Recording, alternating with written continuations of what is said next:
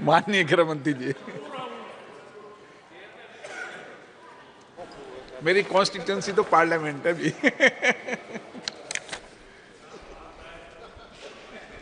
माननीय अध्यक्ष जी, आज मैं जम्मू कश्मीर पुनर्गठन संशोधन विधेयक 2023 और जम्मू कश्मीर आरक्षण संशोधन विधेयक 2023 इस पर इस सदन में जो बहस हुई है, इसका जवाब देने के लिए मैं खड़ा हुआ। मुझे एक बात का आनंद भी है और हमारी संसदीय प्रणालिका के लिए अच्छा भी है कि किसी ने इस बिल के तत्व का विरोध नहीं किया है, इस बिल के हार्द का विरोध नहीं किया। मान्यवर, लगभग 6 घंटा चर्चा चली और कांग्रेस के श्री अमर सिंह से लेकर अधीर रंजन जी तक 29 वक्ताओं ने अपने अपने तरीके से विचार व्यक्त किए, मगर बिल के उद्देश्यों के साथ बाय एंड लार्ज सभी ने सहमति व्यक्त की। ये मैं सभी का धन्यवाद करना चाहता हूँ। माननीय अध्यक्ष जी, मैं जो बिल लेकर आया हूँ, जो विधेयक लेकर इस महान सदन की सहमति प्राप्त करने के लिए मैं खड़ा हुआ हूं, वो बिल 70 सालों से जिन्हों को अन्याय हुआ है, जो अपमानित हुए और जिनकी अनदेखी की गई है, वो सभी लोगों को न्याय दिलाने का बिल है, उनको अधिकार दिलाने का। माननीय अध्यक्ष जी, ये बिल किसी भी समाज में जो डिप्राइव लोग होते हैं उनको आगे बढ़ाना चाहिए। ये भारतीय संविधान की मूल भावना है, परंतु उसके साथ साथ इसका सम्मान न कम हो, इस तरह से आगे बढ़ाना चाहिए। अधिकार देना और अधिकार सम्मान के साथ देना, दोनों में बड़ा फर्क है। इसलिए कमजोर और वंचित वर्ग के जगह अन्य पिछड़ा वर्ग, ये नामकरण बहुत महत्वपूर्ण है। ये दोनों चीजों को ढेर सारे प्रतिपक्ष के सदस्यों ने अलग अलग तरीके से थोड़ा कम आंकने की प्रयास भी किया। किसी ने कहा कि पहले से हो रहा था, किसी ने कहा कि सिर्फ नाम बदल रहा है। मैं इन सभी को कहना चाहता हूं कि अगर हमें पिछड़ा वर्ग के लोगों के प्रति जरा भी संवेदना है, तो नाम के साथ उनका सम्मान जुड़ा है, वो जरूर देखना। नाम के साथ सम्मान जुड़ा है, वो वही लोग देख पाते हैं जो उनका उत्कर्ष अपने भाई समझकर, अपने से पीछे रह गए भाई समझकर संवेदना के साथ उंगली पकड़कर आगे बढ़ाना चाहते हैं। वो लोग इसका नाम नहीं समझ सकते जो इसका वोट बैंक के नाते उपयोग कर कर, अच्छे लच्छेदार भाषण देकर राजनीति में वोट प्राप्त करने का जरिया और साधन समझते हैं। नरेंद्र मोदी जी ऐसे नेता हैं जो स्वयं एक गरीब से गरीब घर में जन्म लेकर आज देश के प्रधानमंत्री बने हैं। वो पिछड़ों का दर्द भी जानते हैं, वो गरीब का दर्द भी जानते हैं। और जब इनके आगे बढ़ाने की बात होती है, तब कई बार तो मान्यवर मदद की जगह सम्मान के मायने बड़े होते हैं। मदद से ज्यादा व्यक्ति का सम्मान उसके सेल्फ कॉन्फिडेंस को, उसके आत्मविश्वास को और उसके गौरव को सम्मानित करता है, बढ़ाता है, जो उसके जीवन में आगे बढ़ने का कारण होता है। मैं इसलिए कह रहा हूं कि ढेर सारे सदस्यों के भाषण मैंने सुने भी है, पढ़े भी है मेरी चैम्बर में। ये भाव सिर्फ नाम बदलने से क्या होता है वो समझाने के लिए मैं कह रहा हूं। मान्यवर, आज जो बिल लेकर आया हूं, ये बिल के बारे में मैं थोड़ी पृष्ठभूमि भी बताना चाहता हूं। जम्मू कश्मीर में हम सब जानते हैं, जब महाराजा हरि सिंह जी ने भारतीय संघ के साथ इनके विलय का निर्णय किया, उस वक्त से लेकर अब तक कई सारे उतार चढ़ाव हुए। 80 के दशक के बाद आतंकवाद का एक दौर भी आया और वो बड़ा भयावह दृश्य था। पीढ़ियों से, सदियों से जो लोग अपनी भूमि पर रहते थे, अपना देश समझकर रहते थे, अपनी जन्मभूमि समझकर रहते थे, वो मूल समेत उखड़ गए माने। और किसी ने इनकी केयर नहीं करी, इनकी चिंता भी नहीं करी, ना इसको रोकने का प्रयास किया। और कई बार तो मान्यवर, रोकने की जिनकी जिम्मेदारी थी वो इंग्लैंड में वैकेशन कर रहे थे, मैं नाम देना नहीं चाहता, और फिर कहते हमने कुर्बानी दी। आपकी कुर्बानी आंख माथों पर अगर दी है तो, मगर सटीक काम और सटीक उपाय और शक्ति के साथ वोट बैंक की राजनीति के बगैर उस वक्त उसको आतंकवाद को उगता हुआ खत्म करते तो आज उनको अपना प्रदेश छोड़ने की जरूरत ही नहीं पड़ती, ना मुझे बिल लेकर आज सदन के सामने आना पड़ा। मान्यवर, जब ये विस्थापित हुए तब देश के अन्य हिस्सों में, अपने ही देश में शरणार्थी बनकर उनको जाना पड़ा। दिल्ली, बेंगलुरु, पुणे, अहमदाबाद, चेन्नई, न जाने कहां कहां गए। लगभग वर्तमान के आंकड़ों के अनुसार 46,631 परिवार और 1,57,967 लोग अपने ही देश में विस्थापित हो गए। और इस तरह से विस्थापित हुए कि उनकी जड़ें ही अपने खुद के देश से, अपने खुद के प्रदेश से, अपने खुद के वतन से उखड़ कर रह गई। ये बिल उनको अधिकार देने का है, ये बिल उनको प्रतिनिधित्व देने का है। मान्यवर, कश्मीर के लिए एक प्रकार से 3 युद्ध हुए। 47 में पाकिस्तान ने कबालियों के नाम से आक्रमण किया। इसमें लगभग 31,779 परिवार पाक अधिकृत जम्मू कश्मीर से जम्मू कश्मीर में विस्थापित हुए। इनमें से 26,319 परिवार जम्मू कश्मीर में और 5,460 परिवार देश भर में फैल गए। वो पाकिस्तान के हमले के शिकार थे। इसके अतिरिक्त 1965 और 1971 में भी युद्ध हुए, उसमें और 10,065 परिवार विस्थापित हुए और कुल मिलाकर 48, 65 और 71 ये तीनों युद्धों में मान्यवर 41,844 परिवार विस्थापित हुए। ये विस्थापितों की स्थिति के बारे में मैं बाद में बात करता हूं, परंतु ये बिल है वो उनको अधिकार देने का बिल है, ये बिल उनको प्रतिनिधित्व देने का बिल है। आज वो लोग ऐसी स्थिति में नहीं है कि वो चुनाव लड़कर वहां की असेंबली में बैठ पाए। जो कहते हैं क्या हुआ धारा 370, कहां हुआ 5 और 6 अगस्त 5 और 6 अगस्त 2019 में ये हुआ कि इनकी सालों से न सुनने वाली आवाज नरेंद्र मोदी जी ने सुनी और आज उनको अधिकार मिला। मान्यवर, जिस 5 और 6 अगस्त का बिल 2019 का कुछ लोगों को जूते में पड़े कंकर की तरह खटकता है, उनको मैं बताना चाहता हूं, इसी बिल का हिस्सा था न्यायिक डिलिमिटेशन।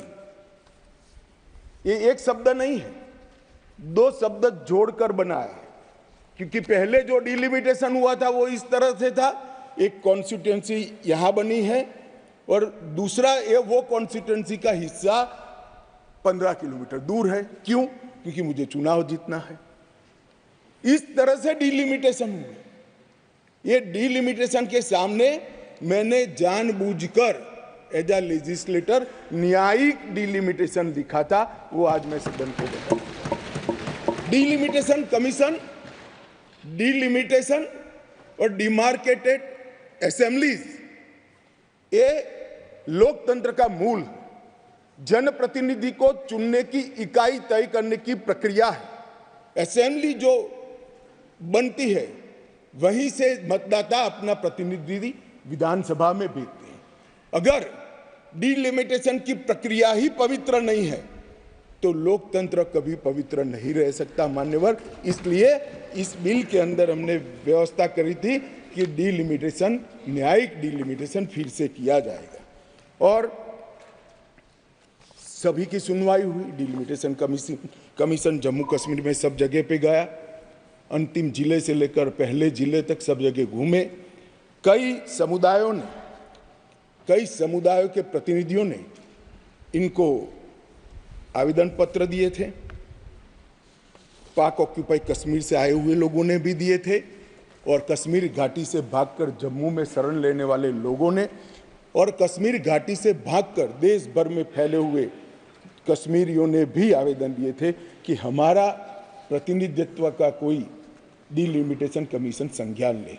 और मुझे आनंद है मान्यवर कि डिलिमिटेशन कमीशन ने इसका संज्ञान लिया। भारत के इलेक्शन कमिश्नर ने विधानसभा में 2 सीटें कश्मीरी विस्थापितों के लिए नामांकन की जा सके, और 1 सीट अनधिकृत ऑक्यूपेशन जो हमारे कश्मीर का हिस्सा पाकिस्तान कर बैठा है, वहां से विस्थापित लोगों में से एक व्यक्ति को नॉमिनेट करना पड़े। ये इसका हार। अब इसमें क्या है, पहले भी मिलता था ना, पहले नहीं मिलता था।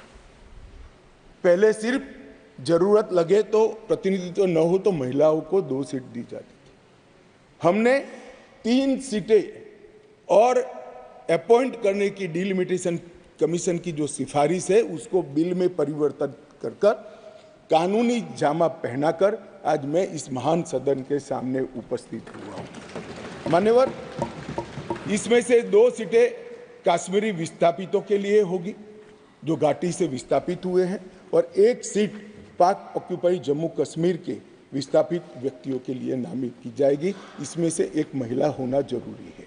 इस प्रकार का एक कानूनी सुधार लेकर आज मैं यहाँ पर हुआ है। डिलिमिटेशन कमीशन के इतिहास में पहली बार 9 सीटें शेड्यूल्ड ट्राइब के लिए आरक्षित की गई हैं, और एसटी के लिए 9 सीटें, और अनुसूचित जाति और जनजाति के लिए 20 सीटों का आरक्षण की व्यवस्था करें। नई जो स्कीम बनी है उसमें जम्मू में पहले 37 सीटें थी, 37 सीटें थी। ये भी न्याय का सवाल है। जम्मू में पहले 37 सीटें थी, अब 43 हुई है, 43 हुई है। कश्मीर में पहले 46 थी, अब 47 हुई है। और पाक ऑक्यूपाई कश्मीर की 24 सीटें, क्योंकि वो हमारा है, हमने रिजर्व रखी है मान्यवर, 24 सीटों को। इस तरह से पहले 107 सीटें जम्मू कश्मीर विधानसभा में थी, अब 114 सीटें हुई है। पहले 2 नॉमिनेटेड मेंबर हुआ करते थे, अब 5 नॉमिनेटेड मेंबर मान्यवर इसमें होंगे। जम्मू कश्मीर के कानून के हिसाब से 2 महिलाओं को राज्यपाल द्वारा मनोनीत किया जाता है, और धारा 15 के अनुसार किया जाता है। और अब इसमें कश्मीरी प्रवासियों में से 2, जिसमें से 1 महिला, और पाक ऑक्यूपाई कश्मीर से 1 नामांकन किया जाएगा। मान्यवर, ये इसलिए संभव हुआ है कि 5 और 6 अगस्त को ये ऐतिहासिक बिल नरेंद्र भाई ने कैबिनेट में पारित किया, और इस सदन ने इसको परमिशन दी, इसको मान्यता दी, और धारा 370 चली गई। इसी का हिस्सा था ये डिलिमिटेशन कमीशन। मान्यवर, सुरक्षा का परिदृश्य मैं इस पर बाद में बात करूंगा। ढेर सारे सदस्यों ने इसकी चिंता भी व्यक्त की है, मैं भी चिंतित हूं, परंतु क्या हुआ है वो बताना ये मेरा फर्ज है, क्योंकि एक ओर से रिकॉर्ड पर चीज़ें आ गई है तो मुझे जवाब तो जरूर उसका देना पड़ेगा। और आज जो धारा 370 हटने के बाद क्या विकास हुआ? आतंकवाद तो अब भी चल रहा है। कश्मीरियत का कितना नुकसान हुआ? ये सारी चीज़ों के जवाब मैं बहुत डिटेल मान्यवर दूंगा। और ये दोनों जो संशोधन है वो संशोधन आने वाले दिनों में इतिहास इस सदन के इस प्रयास को और सदन के आशीर्वाद को हर कश्मीरी जो प्रताड़ित है वो याद रखेगा।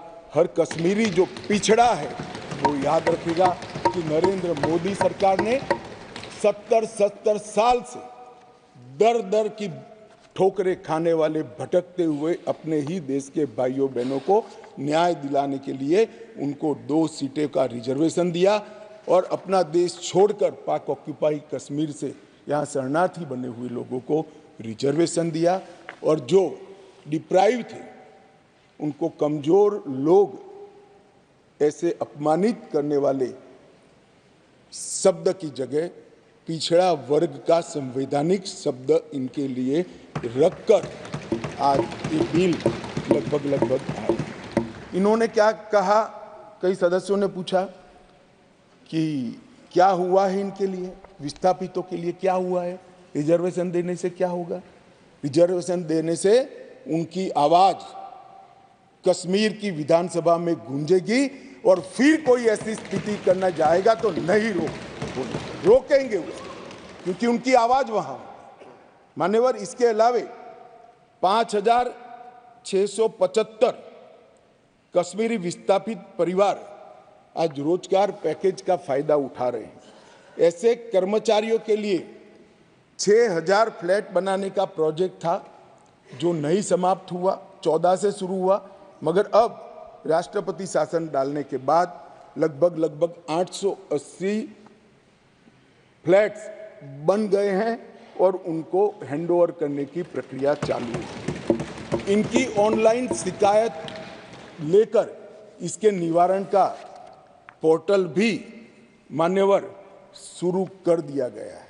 और एक बहुत महत्वपूर्ण कानून, जो लोग कहते हैं, मैं कश्मीर के जो सांसद बैठे हैं उनको विशेष रूप से कहना चाहता हूं, क्या हुआ जो कहते हैं इनको बताना चाहता हूं।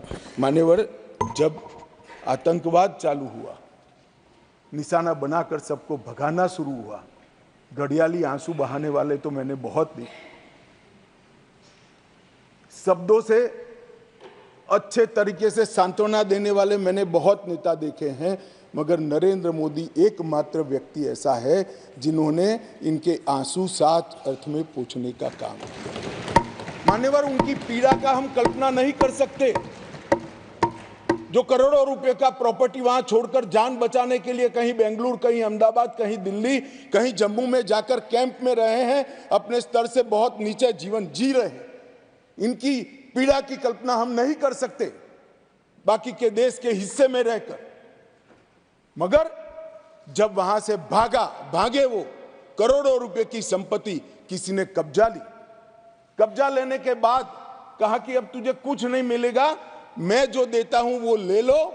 औने पौने दाम में करोड़ों रुपए की संपत्ति एक प्रकार से छीन ली गई और प्रशासन चुपचाप बैठा, कोई कदम नहीं उठाए। और मान्यवर, हमने इसका रास्ता ढूंढा, नया कानून बनाया और वो रिट्रोस्पेक्टिव इफेक्ट से उनको वापस देने का काम भारतीय जनता पार्टी की नरेंद्र मोदी सरकार। ये पूछते हैं क्या हुआ था वो भी बताया और अब क्या हुआ वो भी बताया। और बहुत बोले हो, धैर्य रखना सुनने का, आज जरा धैर्य रखकर सुनना। और मेरा निवेदन है, जितने बैठे कम ही बैठे हैं, चले न जाए। मान्यवर, अधिवास प्रमाण पत्र लगभग 1.6 लाख लोगों को अधिवास प्रमाण पत्र देने का काम ये भारतीय जनता पार्टी की सरकार ने।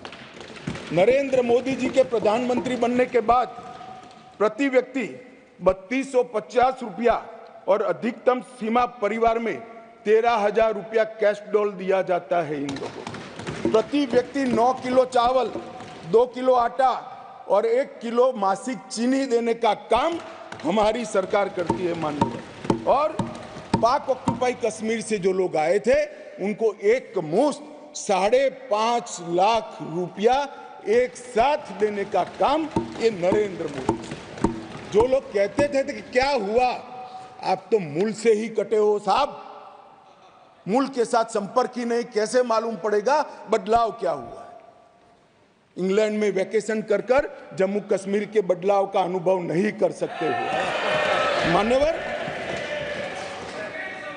हमने दादा बैठो, दादा बैठो। आपको नहीं कह रहा हूं दादा, बैठ जाइए। आप कहां कश्मीरी हो?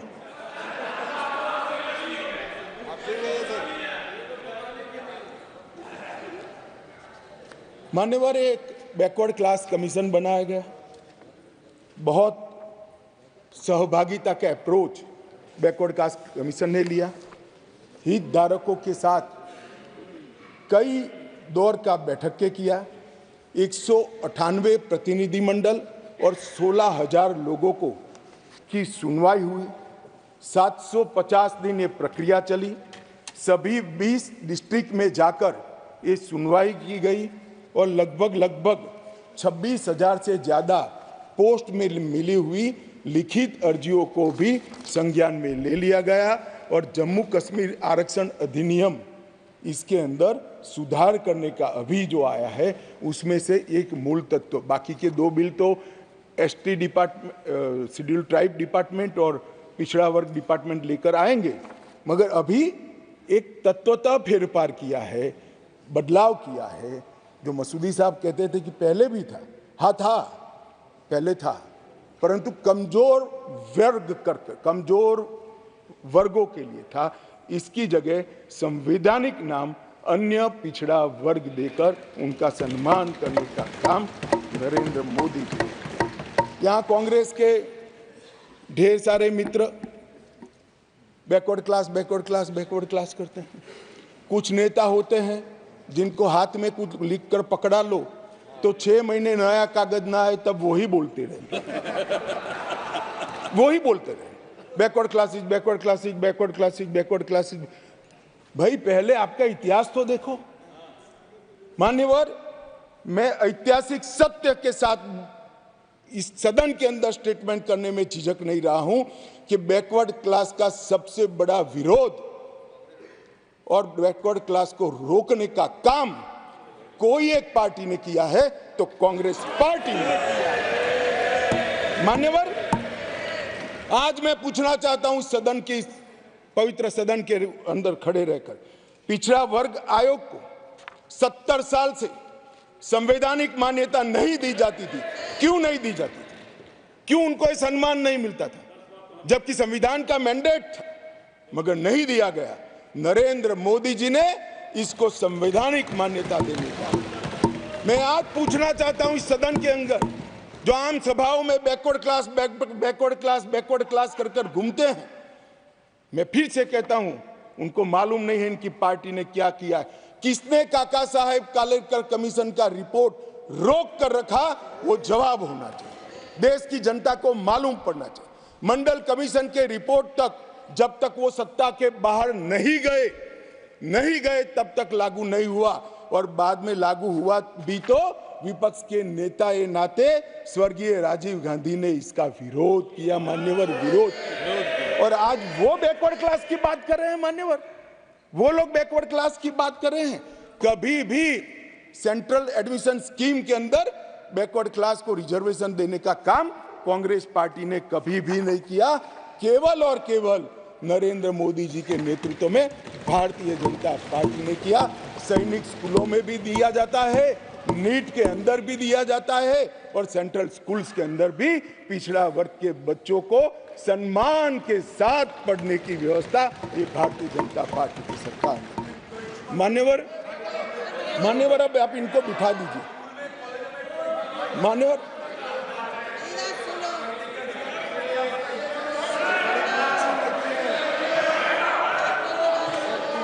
मान्यवर, अब तक डिप्राइव लोगों की बात करते हैं। अब तक ईडब्ल्यूएस, इकोनॉमी का रूप से पिछड़े लोगों को आरक्षण देने की बात कभी नहीं सोची गई। पहली बार नरेंद्र मोदी जी ने अनारक्षित जातियों के गरीब बच्चों को 10% रिजर्वेशन देने का काम। और मान्यवर, आज ये नामकरण में भिन्नता से क्या होता है इनको मालूम नहीं है। इनको मालूम नहीं है। मानो मेरी माँ का नाम कुसुम है, मैं उसको कुसुम बोलता हूँ और माँ कहता हूँ, दोनों को बीच में कितना अंतर है वो माँ को ही मालूम पड़ता है और किसी को मालूम नहीं। नाम तो वही है, व्यक्ति वही है, मगर किस भाव से बुलाया जाता है।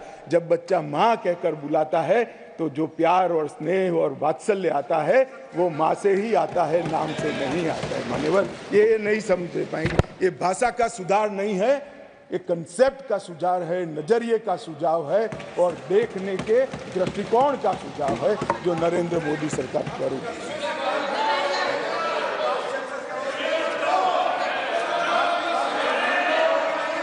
Please please. अरे यार अधीर रंजन, मैं एक बात कहता था कि एक नेता लिखा हुआ पढ़ते ही रहते पढ़ते, तुम भी वो स्क्रिप्ट पढ़ने लगे यार। ऐसा मत करो यार। अधीर रंजन जी, ऐसा मत करिए, आप माननीय विपक्ष के नेता है। मैं जरा भी पढ़, अरे आपके बारे में नहीं बोल रहे वे, माननीय अधीर रंजन जी आपके बारे में नहीं बोल रहे। Please please. मान्यवर, मैं इनको बताना चाहता हूं, आजकल करते करते मेरे 32 साल किसी न किसी सदन में हो गए, मैंने आज तक कभी लिखा हुआ भाषण पढ़ा नहीं है। मैं मन की गहराइयों से बोलता हूं। मेरे हाथ में जो कागज होता है आंकड़ों और तथ्यों को रिफेर करने के लिए होता है, क्योंकि मैं जिम्मेदारी के साथ यहां पर हूं। मान्यवर, प्लीज प्लीज प्लीज, माननीय सदस्य प्लीज प्लीज।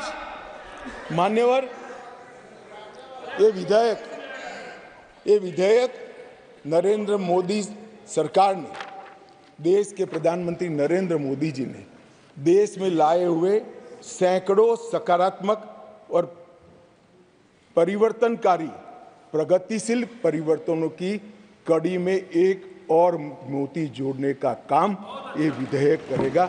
और इसलिए मैं आज इस सदन के आशीर्वाद मांगने आया हूँ। माननीय